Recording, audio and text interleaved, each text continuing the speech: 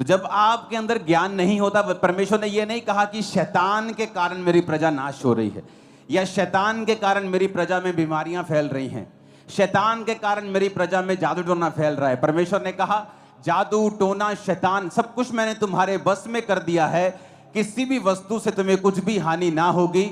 मैं तुम्हें सांपों और बिच्छुओं को रौंदने का और शत्रु की सारी सामर्थ्य के ऊपर अधिकार देता हूं।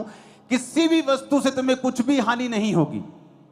तुम्हारे गांव में, तुम्हारे मोहल्ले में वो 50 साल से जो तांत्रिक बैठा है, चाहे तुम 6 महीने के विश्वासी हो, तुम उससे 1 करोड़ गुना भारी हो, तुम उससे 1 लाख गुना भारी हो, मैं सच कह रहा हूं।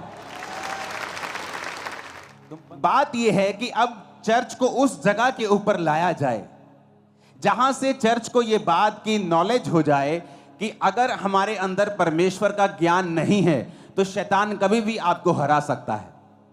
इसीलिए जब परमेश्वर यीशु मसीह के लिए आकाश खुल गया था, आकाशवाणी हुई, इमेजिन करो आपके लिए आकाश खुल जाए और ऊपर से परमेश्वर की डायरेक्ट आपको आवाज आए कि तू मेरा प्रिय बेटा है, मैं तुझसे बहुत खुश हूं, और सारी दुनिया इसकी विटनेस हो, और तो भी शैतान यीशु मसीह के पास आकर कहता है यदि तू परमेश्वर का बेटा है तो इन पत्थरों को बोलिए रोटियां बन जाएं।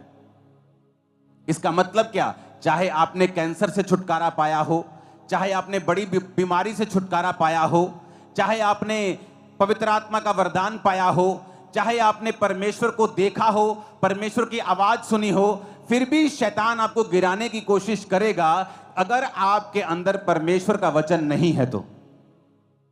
तो यीशु मसीह ने तब शैतान को यह नहीं कहा कि शैतान मेरे लिए आकाशवाणी हुई थी कि मैं उसका प्रिय बेटा हूं। परमेश्वर ने कहा शैतान लिखा है इंसान केवल रोटी से नहीं परंतु परमेश्वर के मुख से निकले एक एक वचन से जीवित रहेगा। यानी अगर परमेश्वर यीशु मसीह को भी वचन का ज्ञान नहीं होता तो भी वो शैतान को हरा नहीं पाते।